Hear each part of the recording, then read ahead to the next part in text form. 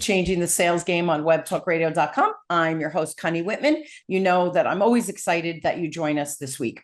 So here's the deal, changing our sales game, changing whatever it is that's going on in your career. I get that word change kind of throws us into a loop at times.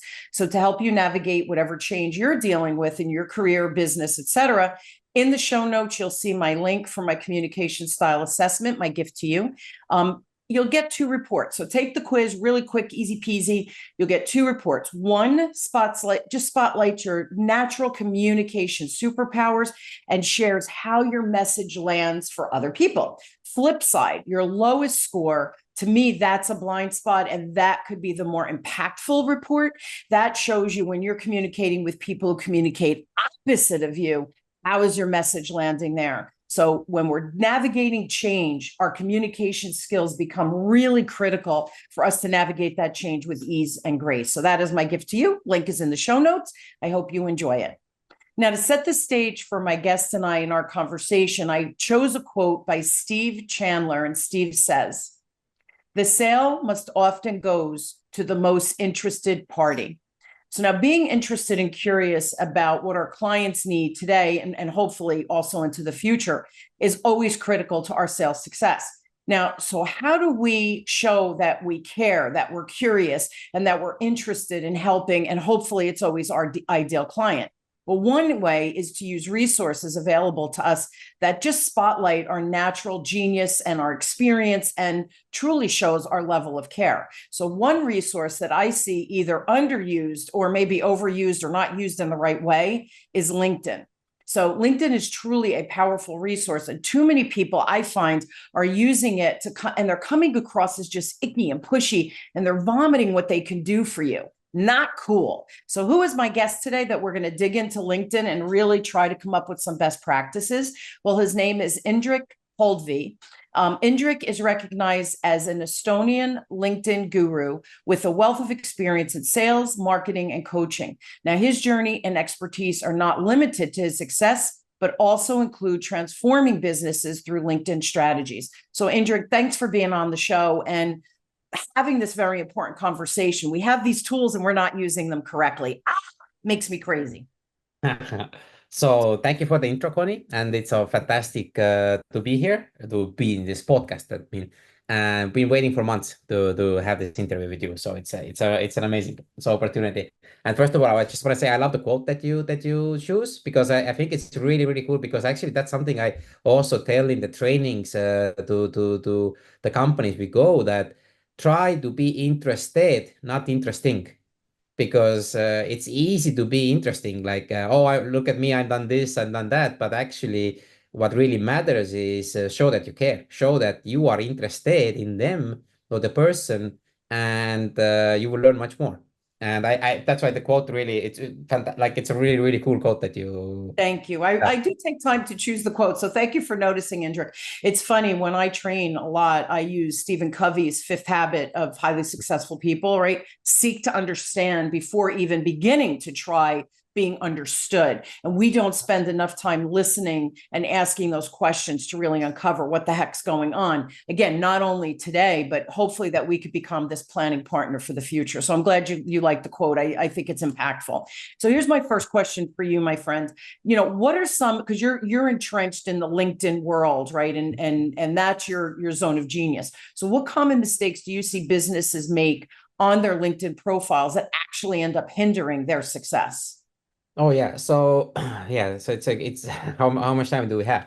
So that's the thing. But so the first like again, and the thing is, as I'm not from US, I like the markets are so different. So I'm in Europe. I'm in from a small country where LinkedIn is not, so to say, so heavily popular. So we have, so the thing is, there are, like, for example, in Estonia, Facebook is like #1 social media channel, and then LinkedIn is so starting to become more important. The people who understand, they understand it. Just so again, every market is a little bit different. But what I have learned from right now is, one thing is, companies that they say, tell their own employees, hey, use LinkedIn and start doing sales. They do not explain to the people what is LinkedIn and how you should use it. They basically do, hey, do your profile makeover and start using LinkedIn, but nobody said, but why? And then people have this, but this is my personal social media site. Why should a company dictate my company profile? Like I don't want to be in company colors and etc. etc. etc. And then nothing happens because people they are not, how can I say, show the why we are doing this. And if you had a training, or if you show like not the, hey, you're going to get great results here, but actually you explain. For example, what I like to do is uh, whatever, if you start using LinkedIn, you're also starting to build your personal brand, and your personal brand always comes with you. And people, it's not business to business sales, it's not business to consumer sales, it's human to human sales. People buy from human, and people wanna connect with people. So whatever you do, you're going to build your own personal brand. So that's already a big win. Even if you don't get any sales, you already, if you do the right things in LinkedIn, you're already doing and explaining that to people. And for example, if you work in Microsoft, and my name is Connie, I work for Microsoft, is much more impactful than, hey, I'm Connie and I do sales. Like, and leveraging the company brand Yes. to build your own personal brand. That's another sort of step, like maybe not all the people think about. So like and explaining that, doing examples, and then you see some people who eyes start to light up, and these are the people that you can start to continue. Because the other thing that I see, the companies are pushing, hey, you need to start using LinkedIn. And if you, so to say, push people and they don't enjoy it, then they do it against their will, and then they might push it for like 3 months or 4 months, etc. But then they start to hate it, and then nothing good comes from it. So I don't know if that is these are the some of the answers that you were like looking for. Yeah, and that was a great answer, actually, Indrek, because here's the thing, and I find this all the time too with my clients, because I deal with corporate clients. They say do XYZ, and sometimes they're very good at communicating the why, and people go, oh, this makes so much sense. And they double down, they put the effort, and the quality comes out the back end because they understand why they're doing whatever it is. The flip side, though, I see too often is do your LinkedIn profile without a why reason and without any tools to help people set it up. So yeah, LinkedIn's free. You could get on, jump on. Yeah, you fill in the blanks. But is that really representing who you are? And what I see, and I'm sure you do, because this is your world more than mine.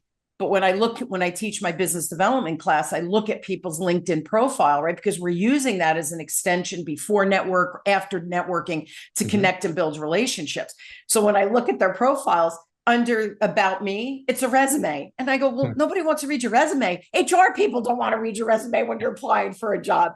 What is the essence of you in that about section? So people go through the motions of I got it done, check off the box. Yeah. But is it impactful? Is it user friendly? And is it going to make a difference in my efforts out there? So I think we do things because we're told to, but not because of the implication of how it's going to help us. Does that make sense? Oh yeah, 100%. And the thing is, no, and I would even take a step back for it. It's the strategy behind using LinkedIn, because LinkedIn is amazing. It's a very powerful tool. But like with every tool, you need to know how to use it. And the thing is, you need to know your ideal customers, like who is the audience that you are targeting. And so there are a couple of things that will happen. Like first of all, people do the LinkedIn accounts, and I will start to add all my colleagues and my co-workers and my college buddies, etc. But the question, and then they start to see their content. And what I see, like people tell me, hey, the content is really bad in LinkedIn. They do random. It's not interesting for me. But the question is, who are the people that you have in your network? If you are added your friends, etc., yes, the content is not so great, because are they your ideal audience?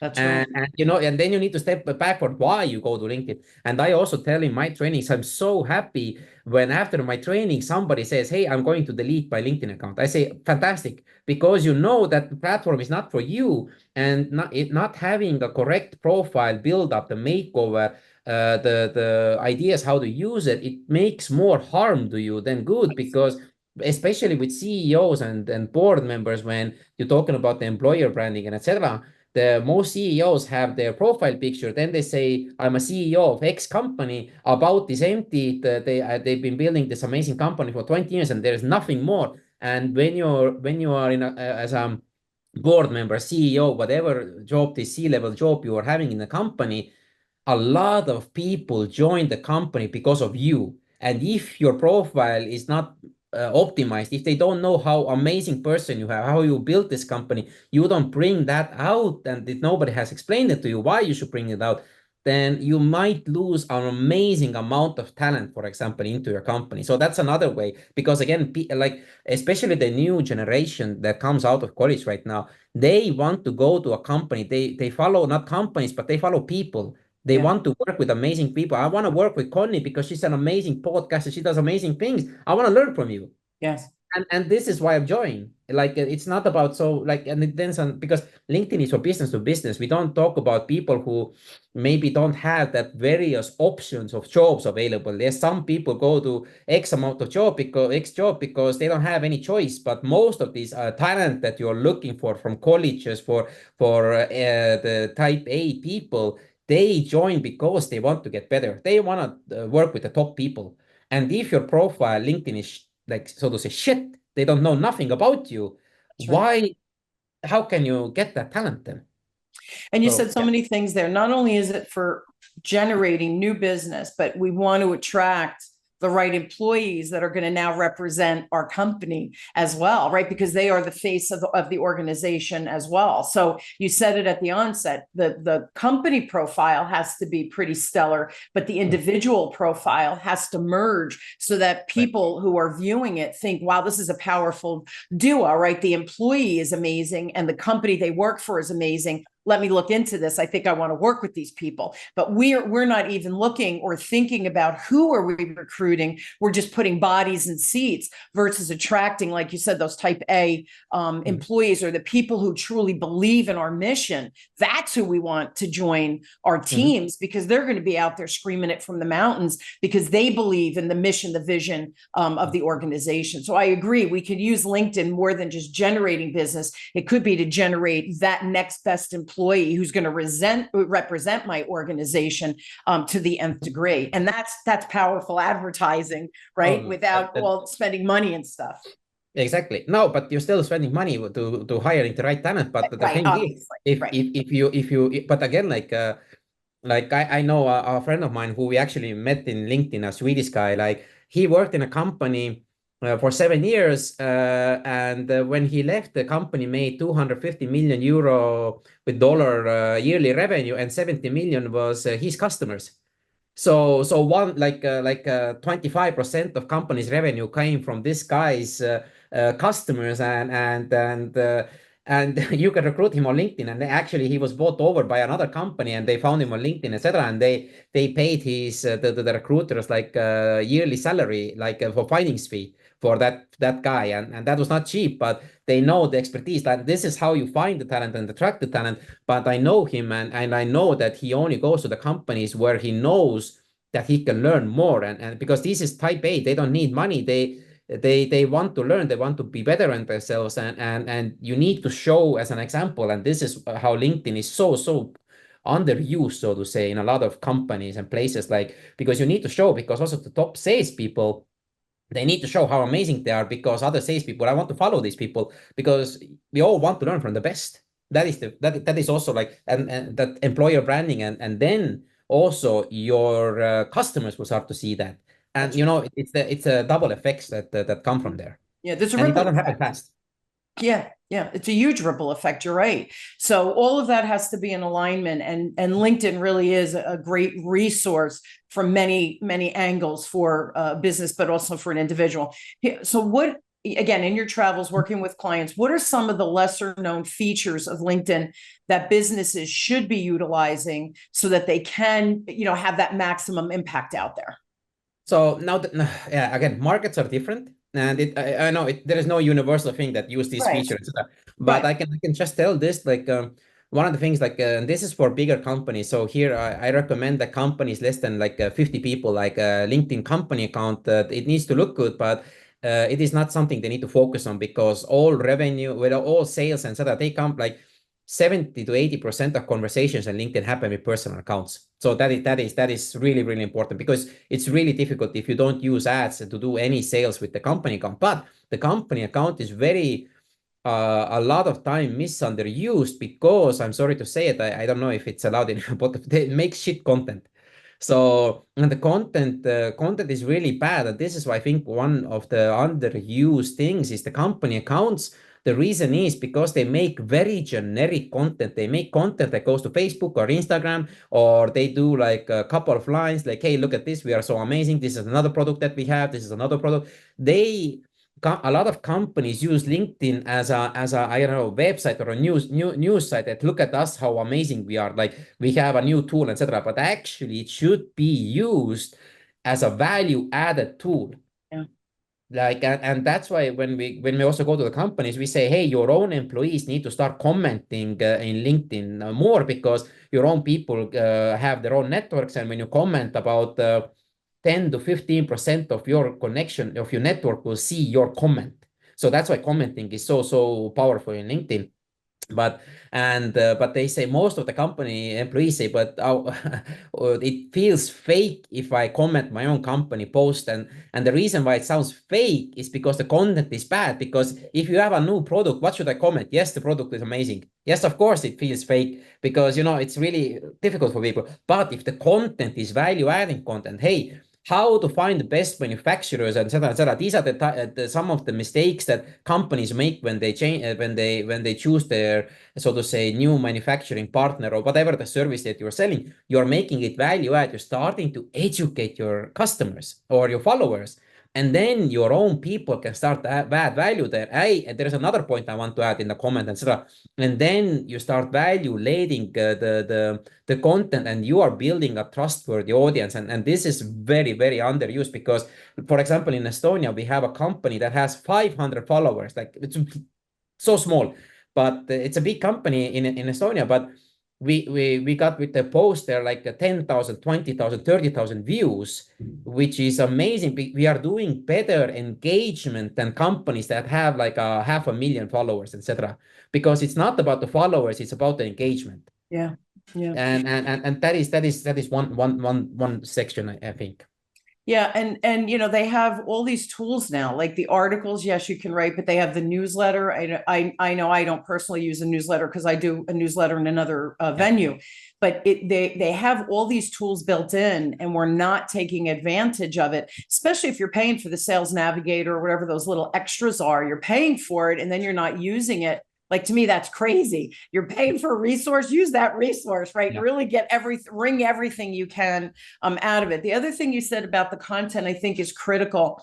When I'm going to tell you, when people they reach out to me and they say, "Oh, do you need help with your sales?" And I think, okay, you're a moron, because you didn't even read what the name of my company is, Yeah. right? Changing the sales game. Clearly, I do something with sales.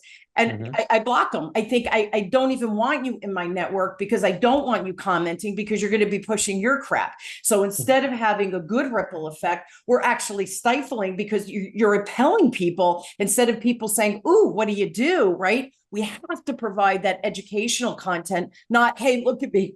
Excuse me, look at me, look at me, look at what I could do and how great I am." Nobody cares. Again, I go back to that quote, Covey's quote: "Seek to understand before being understood." And that's exactly what you're saying. Agree 100%. Can Yeah. can you give me some examples of businesses that you've worked with or that you've seen successfully transform that LinkedIn presence? And what are the strategies that you see when they employ them, they get this like explosive result? So there are two sides. So in LinkedIn, one is the company side, and then the other is the personal side. So there are totally two different strategies. As Right. again, the company page is not for, so to say, sales if you don't use advertisement. So there the strategy basically is, again, like, map out your target audience, like and have a specific goals. Like, for example, my target audience are CEOs, and in this sector and this sector and this size of company. So having that, and then when we're talking, I know that about we have like 100,000 people of those in my market. Then you go back and, okay, what is the content that they want to see? Not what I want to produce, but what is the content that they might find interesting, and then you make a content channel. And what is really helpful, if you have a content calendar. So this is with a lot of businesses they do not have. They don't know how to do like content, and in LinkedIn the most crucial thing is persistent. Like you do it like every week. So for company pages, the strategy is like 2 posts a week. It's a minimum, so to say. Like that LinkedIn also says like then you're an active account, and then do it consistently. And then when you do it consistently, we have seen like again the small company, just like I told you, like they have like only 500 followers, which is nothing basically, but their post reaches, they go to 10 to 20 to 30,000. They are getting like massive results. The reason is because they didn't post nothing before, and now we are doing quality content that we are sharing, like really cool like inside view of the company. Basically they want to build a company brand, and we are talking about they're getting massive 10 or 20 tons of new equipment and machinery, etc. This is something not every people see, and we do pictures and videos of these things, and it's fun to see because they are not selling themselves, they are showing what's going on.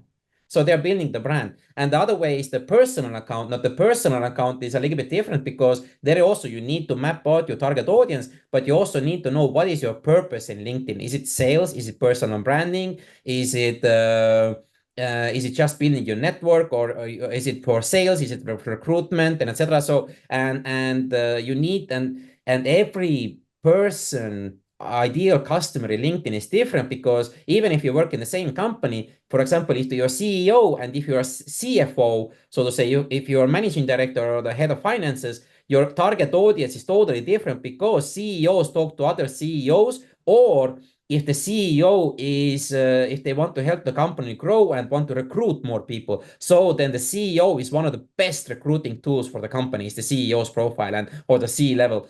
And according to that, you do the content and starting to add people, because and this works amazingly, because we had one customer, a CEO of a company, and after like 9 months of doing like content for that person, their recruitment, the HR said they got 2 people came from the CEO's content to the position, like, and they save quite a lot of money for the recruitment, so to say. Recruitment is quite expensive if you're looking for top talent and very special vocation. So these things start to happen, and also the CEO got recognized in the marketing event, so to say. When he went there, random people just come, hey, I love your content, or something like that. It starts to happen, like, and these are a couple of the results, that the benefits that might happen. Yeah, I love it. Again, there's this huge ripple effect. If we get in and set it up and do it right and have the right strategy, magic happens, right? But you have to have a strategy. It can't be crap. There has to be some assimilation of what you're trying to achieve, who your ideal client is, all of those things. In your opinion, what elements do you find make for a compelling LinkedIn profile makeover? And I know you help people do the makeover. So are there certain things or elements that you look for that really can become compelling and have that whole ripple effect we're talking about? Yeah, so I think one of the most underused things is the person's background picture. So the picture that we have on the background that we have, I think this is one of the most underused, because I think it as a so to say advertising, so to say, sign that let's say you are in Las Vegas, and if you can buy a billboard, what do you have on that billboard? And that billboard is your background picture. And this is something like a lot of companies or people, they just don't think about it. And this is something that we have done for quite a lot of companies, that we make a background image that is according to the right colors of the company, and then we try to put it in as many the right key people's background picture the same. So the background picture is the same with different messages depending on the department, and then they look unified. If you go to like 10 different profiles in the same company, and everybody has similar backgrounds, they have the same style of profile picture, you become more, so to say, trustworthy, or it's amazing how just the background image, it just changes quite a lot. But and again, like, and that a lot of people agree to do it, and that's why you need to have the training to explain to people, and you cannot force that. They say, okay, yes, I want to add it, but when they understand why we add it, then the key people, they will do it, and you start with the key people and etc. And then the profile picture, and then also the other thing is the about with the headline that you have under your profile picture. And that is the problem there is the biggest is most people have I'm a recruiter in X company. I'm a CEO of X company. And this is like it provides zero value. Like how many companies have you heard about? Like if you're not working in Apple, Microsoft, Apple, and these big brands or Coca-Cola, then most of people have never heard about your company. They have no idea is it a big deal, is it not a big deal? And the headline should be value based. If you are a recruiter in a company, right? We are looking for top talent, engineering talent in our company that we are in 10 countries and expanding. Okay, in that only one sentence, I already understand what is the value that you provide, or I'm a CEO or I'm a sales professional. You don't put sales professional because a lot of things also a lot of people don't want to speak with salespeople in LinkedIn. If you have that the title, I think the acceptance rate will definitely drop. But if you say providing X and Y value with this and this and this, then it's another thing that you get the attention because on average it's 3 to 7 seconds people look at your LinkedIn profile. In 3 to 7 seconds you need to make an impact, and that's why the profile picture, the background picture, the profile picture, and the headline, they all need to make sense and synergize basically, because there is no point of doubling like basically what the background image is and then your headline they say the same thing or something. They need to, so to say, work in synergy. The background image is we are top providers of X, and then the headline is continuing that sentence, basically putting that together. So and getting that together and write that actually it is not as easy as it sounds. And we have a lot of people, oh, I will do this in Canva and Cedar or some easy, I will do it myself. But actually you need to think a little bit higher level there. And then if it's a bigger organization, having all the key people, the similar backgrounds with the different headlines, and then if these things are done correctly, then the people will come and start to read about your about section, your job experience, your recommendations, etc. They will go down and they spend more time, because you need to understand your LinkedIn profile is not for you. It is for people who do not know you. And it is even more, sometimes it's even more important than your company website. Yeah, agree. Because it's live, it's fluid. Yeah, the website is a little more static. I think LinkedIn's a little more fluid because we're putting updated content. We're writing an article based on something that's happening in current events, so it's a lot more fluid and real, and I think timely. So I do agree with that. We're out of time, Indrek. I know it goes so fast, it's crazy. But I do want to share. So listen, if you're struggling with LinkedIn for your business and for the employees, right, that connectivity of both so that you have that uniformity, not that we want to be a Stepford wife, but you heard Indrek when he said the background could be the same, but the message could be different based on your department. So we start to dig a little bit deeper and we start to peel back the onion of our business and of us as individuals and how we support that business, right? But now that vision becomes real for either new employees or potentially new customers. So if you need help, please reach out to Indrek. It's Indrek at B2, and it's the letter B and then the number 2, growth.eu. I will put that in the show notes. Website is b2growth.eu. And you do have a gift for the listeners. If they reach out to you, I'm assuming via email, Indrek? Email, LinkedIn, however they want, because I think you're adding everything in the show notes, and I'm more than happy to do a totally free profile audit for that person. Like we have done over 1,000 profile makeovers in the last couple of years. So more than happy to give advice, or if anybody found this interesting, more than happy to have a chat and give more ideas. And that's the thing, we, like I started right with communication, we have blind spots. They're blind spots, so we don't know what they are. So hiring or having or meeting with someone like you, who's an expert, you have an opportunity to put your stuff right under the microscope, so to speak, and then come out with a real strategy and ideas or things to work on. And if you could do them yourself, awesome. If you need help, you have a resource now. So I think that's the important piece of the puzzle. But the first step, right, is what do I need to do? And I think reaching out to you is just a really good call to action. So everybody listens every week, Indrek, and I say this weekly, information. So they listen and they think, oh yeah, I need to do this. Oh, I need to do this. Yeah, I need help with that. Oh, I wonder what I should do. Here's the deal. Information's a beautiful thing. If you do nothing with it, it's information. As soon as you do the call to action, in this case, reach out to you, get that strategy session, see what is right with my LinkedIn profile and my business profile, and maybe what isn't so right with my profile or my business profile. And now I have a strategy to move forward, and I have actually action that I could put into place. With action, I believe, comes some magic. So thank you for being on. Thank you for sharing your zone of genius. And thank you for that offer to help my listeners, again, kind of dig a little bit deeper into their LinkedIn to see what they're doing well and what are those potential blind spots, because the blind spots could become very dangerous and they could be costing us money, and it could be costing good recruits that your business may actually need. So thank you so much for that. I appreciate it. Oh yeah, and I fantastic for having you, and then for the opportunity, and it was very fantastic to be here. And also, I have to say, like, thank you for the energy and stuff, because we Eastern European like this people, we are actually we don't have any energy, and thanks to you, like bringing up the energy and having this joyful, positive like aura. It's fantastic. It's like a big sunshine. So I Oh, really thank appreciate you. that. Thank you. I truly thank you. I take that compliment to heart. So thank you so much. I get to do what I love. So how lucky am I, right? That's my motto in life. If you get to do what you love, you really do enjoy life, and you're able to bring the sunshine. Your word. I like it. Thank you so much, Indrek. Truly a pleasure meeting you and having you on the show. And again, thank you for that opportunity for my listeners to reach out and get some guidance with that. Really appreciate it. More than happy. Okay. And you guys, I hope you will join me weekly as we question, build, and discover, no matter where you are on changing your sales game, whether it's for your company or for yourself.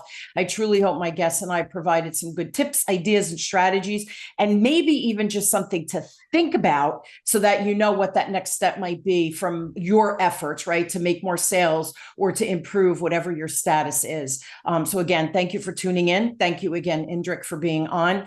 Please take advantage of the opportunity that Indrek is providing. Opportunities come, they come and go. So make sure that you don't miss this opportunity to help you navigate changing your LinkedIn situation. Thank you again. I will see you guys next week. I'm honored to have you on this journey of changing your sales game with me, and that you trust me weekly to come and tune in. I so appreciate that. I love you all. Have a great week. Feel filled with inspiration, and I'll see you next time, everyone. Thanks again.